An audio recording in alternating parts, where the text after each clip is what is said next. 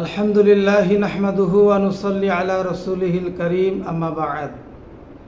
কাছে এবং দূরে দেশ কিংবা প্রবাসে আপনারা যেখান থেকে আমাকে দেখতেছেন সবাইকে জানাই সালাম, আসসালামু আলাইকুম ওয়া রাহমাতুল্লাহি ওয়া বারাকাতুহু।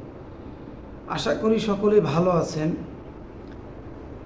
আপনারা ইতিমধ্যেই জেনে গেছেন গতকালকে মাগুরায় ধর্ষণের শিকার সেই আসিয়া প্রিয় বোনটি আমাদের কাছ থেকে এই দুনিয়া থেকে চিরবিদায় নিয়ে চলে গেছে।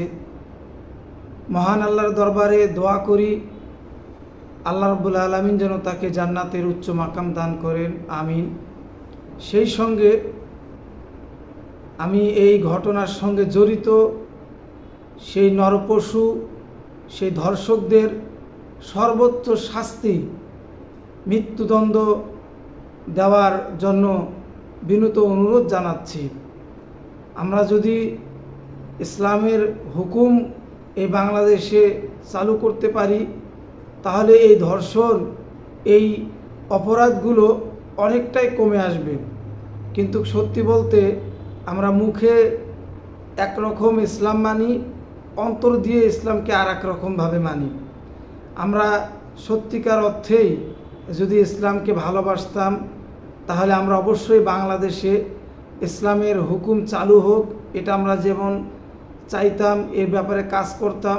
আর সত্যি সত্যি যদি বাংলাদেশে ইসলামিক শাসন ব্যবস্থা কায়েম হয়ে যেত তাহলে এরকম ধর্ষকদের শাস্তি যদি ওপেনে দেওয়া হতো আমার মনে হয় তাহলে বাংলাদেশ থেকে 90% ধর্ষণের ঘটনা কমে যেত।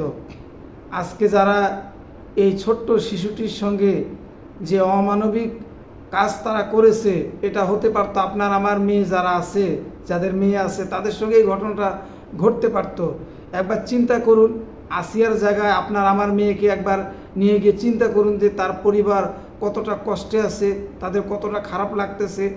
যেই বয়সে এই মেয়েটা স্কুলে বই খাতা নিয়ে যাওয়ার কথা ছিল সে আজকে এই নরপশুদের শিকার হয়ে সে আজকে কবরে চলে গেছে। কিন্তু সেই ধর্ষকরা কিন্তু এখনোই এই দুনিয়াতে বেঁচে আছে, এখনো এই দুনিয়াতে বেঁচে আছে। ধর্ষিতা মারা গেল কিন্তু ধর্ষকরা বেঁচে আছে। এটা কেমন বিচার? সেজন্য আমি বাংলাদেশ সরকারের কাছে বিনীত অনুরোধ জানাই, দ্রুত এই ঘটনার সঙ্গে জড়িতদের বিচার আওতায় এনে তাদেরকে ফাঁসি নিশ্চিত করুন, আসিয়ার কবরকে শান্তি দান করুন।